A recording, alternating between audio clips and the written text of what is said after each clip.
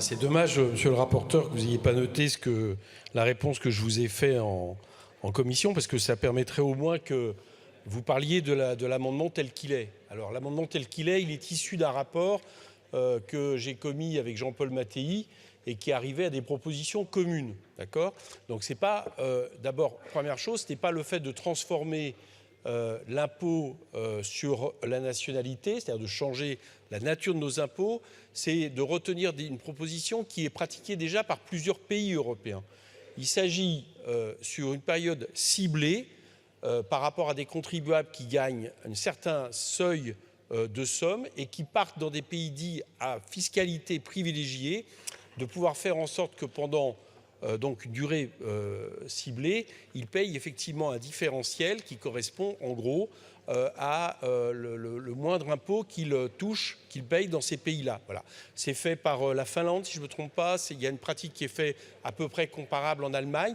Donc il ne s'agit pas de changer le code des impôts, il ne s'agit pas de revoir tous les accords bilatéraux, etc., etc.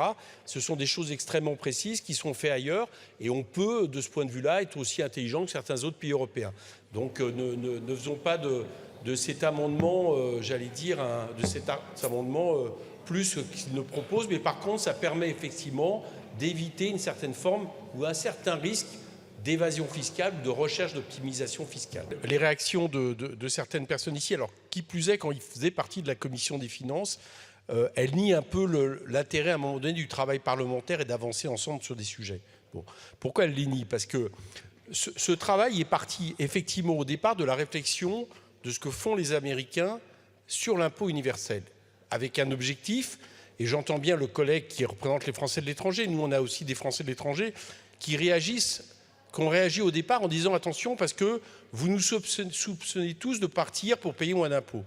Et donc comme ce n'est pas l'objectif, ce n'est pas le but de cet amendement. Mais en même temps, il faut se le dire entre nous aussi.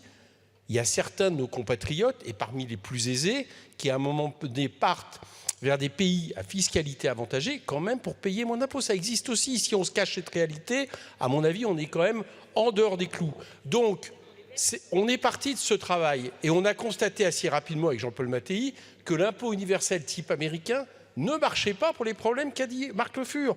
Parce que quelque part, on avait un problème et on tape avec un marteau et on casse la vitre. Bon, donc ça ne marchait pas. Et donc on a continué à chercher pour voir ce qui pouvait être fait pour effectivement permettre que dans une durée limitée, ces concitoyens qui payent peut-être plus riches, qui partent peut-être dans des pays pour payer moins d'impôts, eh bien on puisse récupérer effectivement le dû qu'ils ont à la France, parce qu'ils ont, comme ça a été dit, ils ont bénéficié de tout ce qui est la force de notre pays. Et on est arrivé à une solution, encore une fois, qui est faite par la Suède, la Finlande, l'Allemagne. Donc parlons de la question qui est posée là. C'est les gens qui partent dans des pays qui sont à 50% de fiscalité avantageuse par rapport à la France, qui gagnent une certaine somme, et encore une fois, qui vivront cette fiscalité que de manière circonstanciée dans le temps. Voilà, c'est tout ce dont on parle. Donc ne nous faisons pas peur en imaginant qu'on va, comme les États-Unis, être en train de chercher nos compatriotes partout, ne serait-ce que parce que là, c'est vrai, c'est ce qu'on a étudié avec Mattei. Là, par contre, c'est vrai que ça nous obligerait à revoir l'entièreté de nos accords bilatéraux, l'entièreté, et non pas quelques accords bilatéraux avec les pays dont je parle qui ne sont quand même pas légion.